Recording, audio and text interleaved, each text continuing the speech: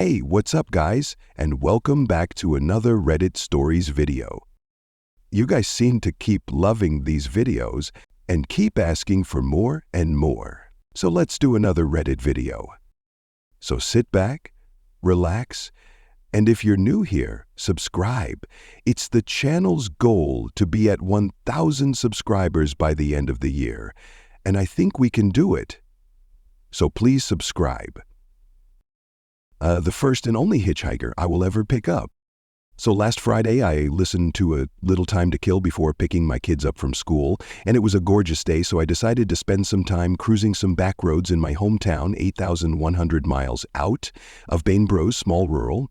Listening to music, I passed this guy with his thumb out, trying to catch a ride, and I almost picked this guy up. He looked to be about late 30s or early 40s, carrying a fishing pole and a backpack. Pretty innocent looking, I guess, but see, I'm a lone female and have been taught with hundreds of hitchhiker gone wrong stories that you just keep driving. So I kept driving, and as I'm driving, I'm having this internal dialogue of guilt about my decision not to pick up this guy.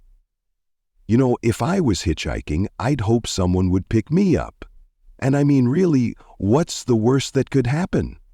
That mixed with my new self-improvement goal of doing the things that scare me as often as possible led me to the conclusion that if, when I looped back around and he was still walking, I would pick him up. Sure enough, about 10 minutes later, he was still there. I was feeling a little nervous pulling over, getting him, but what was I going to do, peel out while he was trying to get in my vehicle? As soon as he gets in, I realize I have probably made a horrible mistake. One, because he seemed like he was tweaking balls and smelled god-awful. Two, because this dude was looking at me like I was a feast and he was starved. I didn't realize exactly how rattled I was with my decision until he asked me for a smoke and my hands were shaking so bad I barely pulled one out of my pack without breaking it. Driving made it easier to hide my nerves, but I was internally freaking out and trying to decide how I would beat this guy's ass if he tried anything.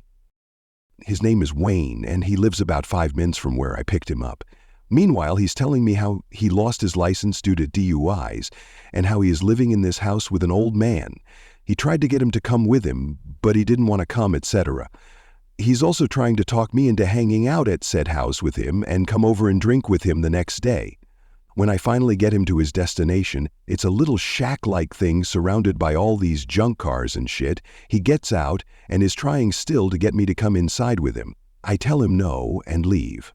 I'm feeling really relieved and a little proud that I faced a fear of mine. Fast forward to Monday, my instructor says, "Holy shit, apparently someone got murdered down the so-and-such road. Do you know anyone down that way?" I say, "Wow, you know, that's really ironic. I took a hitchhiker down that road Friday. His name was Wayne, I think. Probably wasn't 15 minutes later when I see old Wayne's picture on Facebook saying the TBI has picked him up for stabbing someone to death at the very house I dropped him off at Friday." Graphic information of how he stabbed him in the lungs and the victim bled out in that little shack. And the old man he was living with doesn't even exist. I swear I'll never pick up another hitchhiker in my life. Too long, didn't read. The first time I ever got the balls to pick up a hitchhiker, he turned out to be a murderer whom I conveniently deposited at the scene of the crime. That's the end of our first story. I want to comment that always listen to your gut and never pick up hitchhikers. Now moving towards our next story. Someone walked up to our tent while dispersed camping. My boyfriend Jason, 27 years old male, and I went on a month-long camping trip to multiple states. Everything had been going really well until October 9th, we decided to ditch a campground reservation and randomly pitch our tent near Albion Basin within the Uinta Mountains, Alta, Utah, not far off the Secret Lake trailhead. We parked our car around 3 p.m. at the Albion Basin campground, closed for season. Admittedly, it was a little tense because this was our first dispersed camping attempt and we had no proper backpacking gear. Upon arrival, we realized the area we wanted to pitch our tent was about 2 miles uphill. At this point, we started to express regret as we had a planned campsite in Nephi, Utah that we'd decided to skip on a whim. After grumping around a bit and having a large lunch to avoid packing food, we packed our backpacks with the best gear we had to get through the night, as it was going to be 25 FF. We set out up the trail, seeing the occasional family or couple heading down the mountain. As we trudged on, we both started to feel strange, as if we did not really even know why we were doing this, as if we should have just gotten a hotel instead of trying to play backpackers for the night. But we both felt like we had something to prove, so we continued. Fast forward, we made it up to Secret Lake, totally empty, so nothing like the pictures, disappointing and eerie, whatever. We keep hiking up and up in an attempt for seclusion and flat land, when we stumble across a decent space. I see a small cave in the distance and point it out to Jason to deliberate, if it's a hell no kind of situation. But after he checked it out, he says it seems like a small animal crawl space. No biggie. We set up as nightfall was quickly approaching, play some cards, bundle up, and decide to go to bed early around 8:30 p.m. as we plan to leave ASAP in the morning, maybe 5 a.m. We both dwindled slowly, and after what feels like 30 minutes, I woke up abruptly at 11:24 p.m. I woke up with a feeling I have never experienced before. I woke up wide awake, scared but unprovoked, and as if there was no way in hell I was going to fall back asleep, when I always sleep through the night. Jason was asleep, so I let him be, and just lie there, alert, trying to listen to anything I could hear, which was nothing, very silent.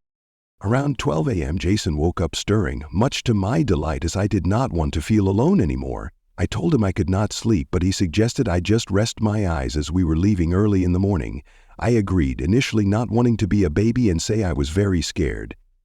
This was very short-lived, as Jason could not fall back asleep himself, and we ended up laying there together, trying to sleep, when I ended up blurting out I was scared.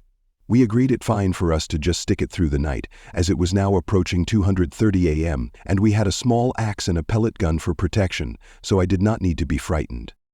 Not even 5 minutes later, we are still wide awake, and Jason's head perks up so fast my heart jumped out of my chest, and I whispered, "What is it?" He replied, "Listen," and I shit you not. We distinctly heard the sound of gravel crunching under boots, as if someone walked up to our tent, stopped, and then walked to my side of the tent. I felt the blood drain out of my face in an instant.